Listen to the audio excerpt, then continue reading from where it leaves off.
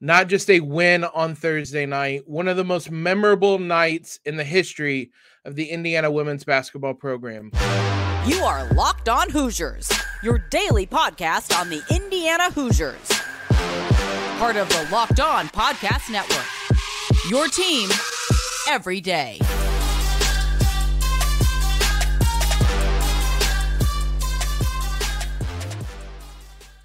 What is up, everybody? Welcome into this Friday episode of Locked On Hoosiers.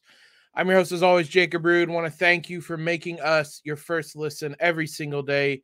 We are your one and only daily one-stop shop for everything IU athletics. This episode is brought to you by FanDuel Sportsbook, the official sportsbook of Locked On. Make every moment more. Visit FanDuel.com/LockedOn today to get started. Indiana women's basketball team, man, what a night Thursday was. Number 2, Ohio State versus number 6, Indiana in Assembly Hall. I was there. If I sound a little hoarse throughout this podcast, apologies. It's not going to be your best ASMR podcast today, but one of the most memorable nights I've ever had in Assembly Hall. And I was at the Watch Shot game. I'm going to mention that in a minute, but as memorable a game, as memorable of a night as there's been in Assembly Hall. The largest crowd for a women's regular season basketball game in Assembly Hall, 10,400 people in attendance to watch the Hoosiers knock off the Buckeyes, move to 19-1 on the season. It was interesting at times, and it was exhilarating. It was quite the contest for Indiana. Listen, earnestly, and I'm not saying that because I was there, the crowd deserves so much credit for this victory. Teri Moren mentioned how great the crowd was in the post-game. They were loud. They were insane. Like I said, and I've said many times on this podcast, I was at the Watch Shot game since that night. I never thought I'd hear anything as loud as that game. Last night, compared to it, it was right up there with it. It was very loud. And in the third quarter, which we'll discuss more in a minute, it was as sustained loud as I've ever heard. The Watch Shot was like this moment where everybody collectively lost their minds. On Thursday, it was like a 2-minute stretch, maybe 90-second long stretch, where everybody just kept yelling, and it was unbelievable because Indiana struggled in the first half on Thursday. They went into the locker room down, I believe, 7 points, or they were down 4 points heading into the locker room. It was 36-32. Only 3 players had scored. Mackenzie, Holmes, who was unreal, Yarden, Garzon, and Berger were the only 3 players to score. IU was a bit of a mess. And then the third quarter happens. One of the most insane runs I've ever seen in a game, just period. Not in person, no qualifiers. Just a 23-3 run against the number 2 team in the country. They trailed 38-32 at the 7:58 mark of the third quarter. With 1:42 left, they led 55-41. I've never seen anything like it. Ohio State was completely rattled. They couldn't call plays. Their ball handler was having to dribble up directly next to the coach to call a play. They were doing signals that looked like they were quarterbacks on the sideline signaling in a play. And then there were turnovers and mistakes happening that just, it snowballed. It got really bad. Garzon caught fire. She hit 3 threes. There was a 17-0 run in that 23-3 run. She hit 3 threes during it. She came away with a steal that led to a fast break layup. The most remarkable sequence, and I think the clearest sign of the impact the crowd had, is Garzon hits a 3, place is going bonkers. They come down. She is great at kind of sneaking up on the blind side of defenders and picking their pocket. She did it twice on Thursday. She's done it a couple times this season. She goes in for a layup. Assembly Hall is deafening. and Ohio State comes down and can't even complete a pass. They throw it directly to Sidney Parrish, who went down and laid it up and had to use 2 timeouts in that 17-0 run. And it didn't work because IU went on. It was a 23-3 run by the end of it. They were completely rattled. They talked about it after the game that they couldn't hear. They couldn't call plays correctly because it was so loud. They were struggling with communication. Look, you see it in the men's game all the time. To see it for the women's team that absolutely deserves this, it was a memorable night. It was a fun night. It was the crowd made a difference in this one, and hats off to them. Hats off to this IU team. Excuse me, the resiliency they showed in this. That was a really ugly first half, but it was ugly in a way that you didn't feel like it would last. IU was creating open looks, open three-pointers, open shots. And Teri Moren said her message at halftime was keep doing what you're doing. Because if you're going to lose missing open shots and playing and creating the right looks, then so be it. Sometimes it's not your night. But the process was fine. The results just weren't there. The results just came in an avalanche in the third quarter and blew this one wide open. The problem Ohio State ran into, we mentioned it on Thursday's show, is they've had big comebacks this season. They tried to do that on Thursday, and the way they do that is they create pressure with the press. That just, IU tore their press apart, especially in the second half. They got sped up just a little bit in the first half. I think they had 11 turnovers. I rewatched the second half. I didn't rewatch the first half. It didn't feel like a lot of them were the result of the press. It just kind of felt like IU was being a little sloppy. But specifically that second half, the press was completely ineffective.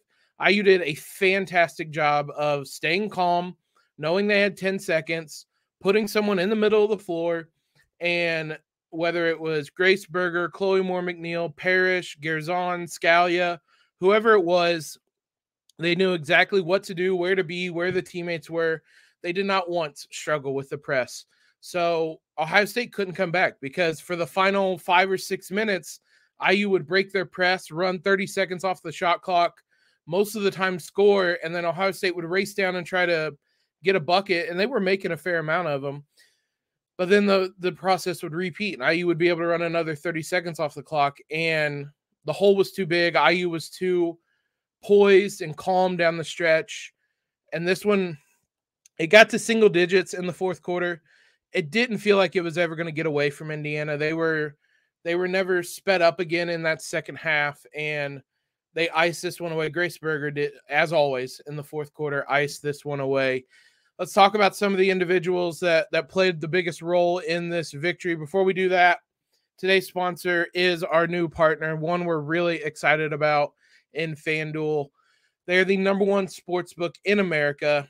And if you're new to FanDuel, that is even better because they have a ton of great offers, including right now, new customers that join today are going to get $150 in free bets, guaranteed. All you have to do is make one $5 bet, and you don't even have to win it. Just make a $5 bet. You'll get $150 in free bets just by signing up at FanDuel.com/lockedon. It's right there for those watching on YouTube. There's your link. They have all your favorite bets from money lines to point spreads to player props. The Hoosiers men's team will take on Ohio State on Saturday. You can bet on that one. And it's a simple app. It's safe. It's easy to use. I use it all the time.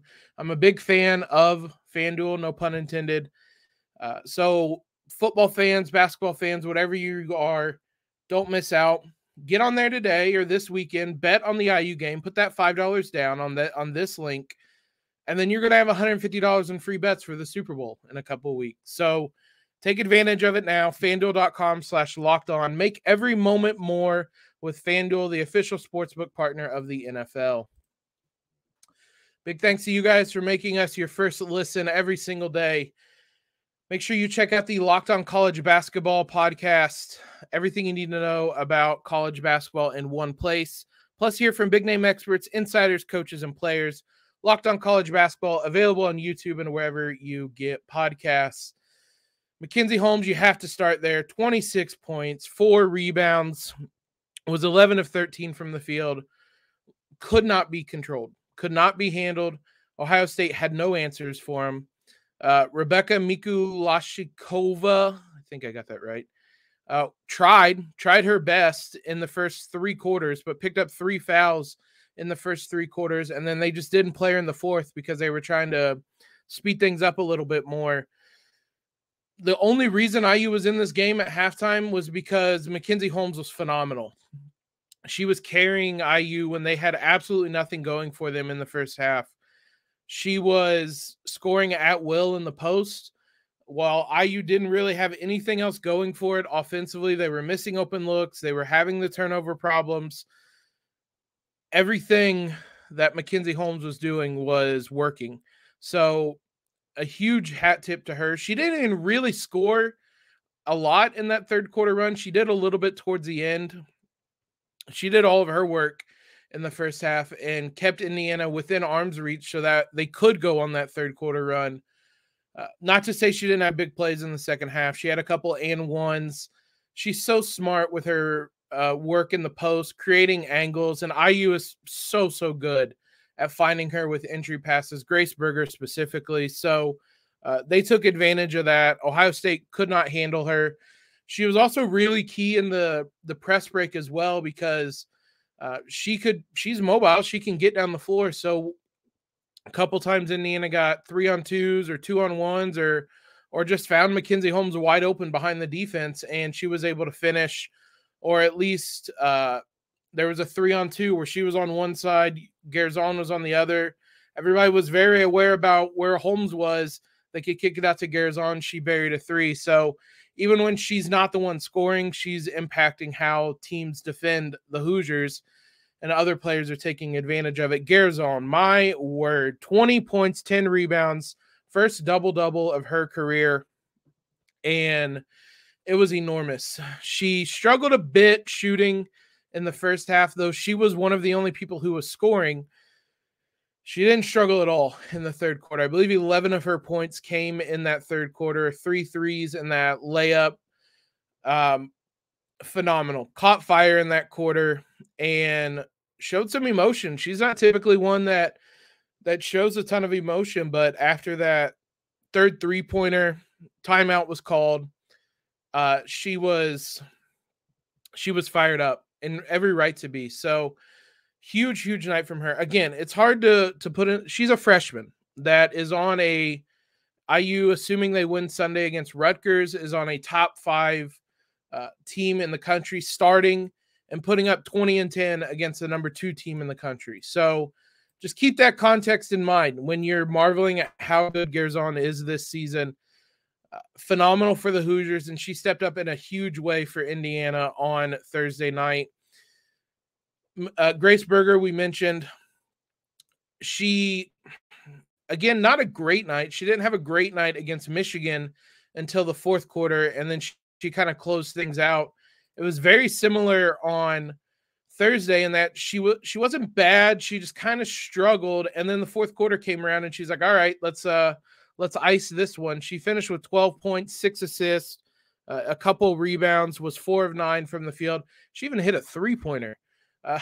She hasn't done that maybe at all this season. I don't remember one. So she was wide open on the weak side, I think late in the shot clock, and just buried a 3-pointer. So everything she did in the fourth quarter was really good. It worked, and it helped IU close out the game because they could slow things down, and then Grace and Mackenzie would run a pick and roll and lead to either a Mackenzie bucket, a Grace mid-range shot, Grace getting to the rim, whatever it was. It worked for the Hoosiers in the fourth quarter. A lot of that was due to just how good Grace was, and man, it is a joy to watch her play basketball.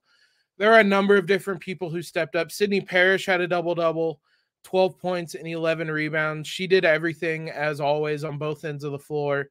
Chloe Moore McNeil stuffed the stat sheet, 4 points, 6 assists, 5 rebounds.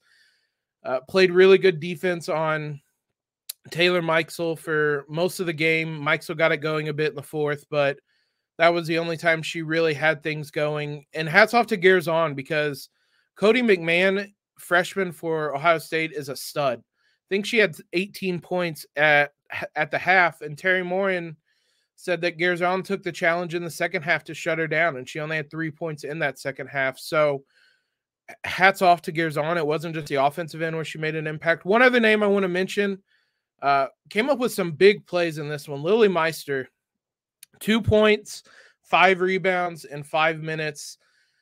But she made some big plays. They were moving Mackenzie Holmes in and out of the game. She was in some foul trouble, so they wanted to do some offense for defense subs and try to buy some time for Holmes to get some rest and stay fresh because, like we said, Ohio State had no answer for her. Lily Meister came up with a couple of big rebounds, drew a big foul in the third quarter. It was big minutes for the freshman, and she stepped up and made some big plays. So hats off to her. It's not going to show up in the box score it doesn't look like an impactful game at 2 points and 5 rebounds, but some important plays from her. It allowed the Hoosiers to rest Mackenzie Holmes and not lose out too much because she was able to make some hustle plays, make some draw some fouls and keep the Hoosiers above water without Mackenzie. As I said, IU will host Rutgers on Sunday. Not a ton to talk about in that one. Rutgers is 9-13 this season, 3-7 in the Big Ten. Coming into the year, and I'm not certain if this has changed, they only had like 7 or 8 players on the roster. They might have added some walk-ons or some things like that, but they have 1, 2, 3, 4, 5, 6, 7, 8 players on the roster. 2 of them are freshmen. 1 of them is a grad student. So that is probably the best summary of why they're 3-7 in the Big Ten. They are coming off a win. They beat Penn State at home on Thursday, but they've lost to Michigan State big. They lost to Michigan big. They lost to Maryland big. It's a team that has struggled this season, and the Hoosiers should take care of business on Sunday. Not a ton to really preview on that one. If IU takes care of business, they're going to be a top 5 team in the rankings. I don't know how much you're going to jump. They're going to move up because Ohio State's going to go tumbling down after losses to IU and Iowa. So at the very least, they'll move up to the top 5. We'll see how far they move up. I don't know that it's actually going to be a lot, but still, a top 5 ranking, that's amazing. I'm not going to complain about that. Let's preview this men's game. They will play Ohio State on Saturday. Mackenzie Holmes and Trace Jackson Davis are just kind of having this game of anything you can do, I can do better. So it's Trace's turn. Let's see if he can match dropping 26 on the number 2 team in the country. He'll have his shot on Sunday. Let's talk about that here in just a moment. IU will take on Ohio State. This is a weird time, just not a normal time that IU plays. 8 p.m. on Saturday night. This game will be on Fox, so should have a lot of people tuning in. Hopefully that is Trace Jackson Davis going off and introducing himself to a national audience because everybody in the Big Ten is very aware of him. This Ohio State team is a funky team. They are, if you look at kind of their scouting report on KenPom, it's a lot of green if you take the whole season into account because they started the year 9-3 and 1-0 in the Big Ten. They beat Rutgers at home, and we know how good Rutgers is. Their losses were to San Diego State, Duke, and UNC. All those are top 35 KenPom teams. They looked set. They looked absolutely one of the best teams in the Big Ten. Since a 10-3 start, they beat Northwestern to start 2-0 in the Big Ten. They have went 1-6. Lost to Purdue at home. Lost to Maryland on the road, Minnesota at home. We saw Minnesota the other night. IU shouldn't have won that one, but that's not a good Minnesota team. They lost to Rutgers on the road in overtime, Nebraska on the road. They beat Iowa at home and then lost to Illinois in Illinois on Tuesday. So while they have actually a top 10 offense in terms of adjusted efficiency on KenPom over the course of the entire season, if you look at just conference only, this is an average team. 8th in offensive efficiency, 7th in defensive efficiency. They're 9th in effective field goal percentage. It's 2 extremes. They're the best team in the conference at shooting threes, 41.7.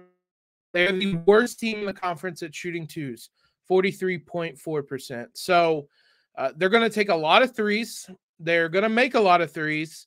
It's going to be a matter of if IU can keep them off the three-point line and make them earn it inside, basically, because that's just not something that they do. It's such a weird dichotomy with this team, and it's hard to really explain what's happened to them, because they look like a legitimate contender and then have fallen off a cliff in the month of January, really. Once it turned to 2023, they have completely struggled. And if you look at them defensively, they're dead last in the league at not allowing offensive rebounds. So whether it's Trace, Race, Geronimo, Malik, they should be able to make them work on the glass. They give up a lot of free throws. They're 11th in free throws per field goal. So they're putting teams on the line. It's the Big Ten with Big Ten officials. Who really knows if that's going to matter? They don't allow teams to shoot well from three. We know that really doesn't matter with Indiana, but they do allow teams to shoot well inside, and that does matter with Indiana. We could be in line for another big Trace Jackson-Davis game. They are good in terms of kind of blocks and steals and turnovers and whatnot, so IU will have to take care of the ball and be smart, but there's reason to believe that they'll be able to do some work inside. It's a team that added a lot of freshmen. Bryce Sensabaugh is a leading scorer at 17.4 points per game. Justice Suig is at 13 points. Zed Key is at 11.8 points. But there's just not a lot of size on this team, and that is where the Hoosiers can take advantage. There's nobody listed. Zed Key is 6'8", and so he's going to be the kind of the closest in terms of size. It's going to match up against Trace. Felix Okpara is a freshman center from Nigeria. He went to high school in Tennessee and Missouri, but 6'11", 220. He's played in all 20 games, averages 13 minutes per game. There might be some more time for him on Saturday, but again, on paper, this looks like it could be a big game for Trace Jackson-Davis. We know Trace is going to show up. It's going to be everybody else for Indiana. Are they going to take the game against Minnesota as kind of a wake-up call and get back on track on Saturday? Or are they not going to kind of learn the lessons they need to from that one? That's going to be the biggest question. This could be one of Indiana's best wins on paper this season. Again, it's hard to say. Ohio State is 20th in KenPom. Clearly things are not right, and that ranking is factoring in a lot of what happened at the beginning of the season. So, but it would be the only the second top 20 win Indiana would have it for KenPom, and the other one being Xavier. So it might look good on paper and on a resume if you take out all the other context. Regardless, you're welcoming in a team that has lost 6 of its last 7 games.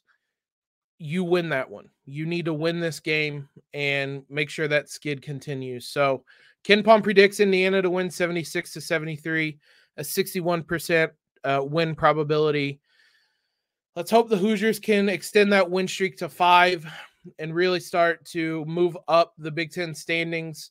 At 5-4, they are 5th. Everybody's played different amounts of games, so it's hard to really look at, like, they're one win behind Michigan State. I would imagine the tiebreakers head to head, so they could move up into 4th. They're one loss behind Northwestern, and they're one game behind Rutgers. It's confusing for no reason, but regardless, this is a game I think Indiana should be winning. Hopefully they come away with that victory on Saturday. Regardless of the result, we'll be here on Monday to recap it. We'll probably actually go live after the women's game. The women play Rutgers on Sunday, so be sure you're subscribed on YouTube. Be sure you're following us on Twitter so you can jump in and join the conversation. The women play at 2 p.m. on Sunday, so 4 or 5 o'clock on Sunday evening. You guys can look for a live show up on the YouTube if you want to come in and join that conversation. Thanks again, guys, for making us your first listen. For your second listen, check out our brand new podcast, Locked On College Basketball. Experts Isaac Shade and Andy Patton bring you everything you need to know on and off the court. Plus, hear from big-name experts, coaches, and players throughout the basketball landscape. Locked On College Basketball, available on YouTube or wherever you get podcasts. Well, what a night for Indiana basketball. Let's see if the men's team can follow suit on Saturday. Be sure you follow us on Twitter, subscribe wherever you're listening or watching on YouTube. We'll be back on Sunday to do a live show after the women's game. Until then, guys, have a great weekend. And as always, LEO.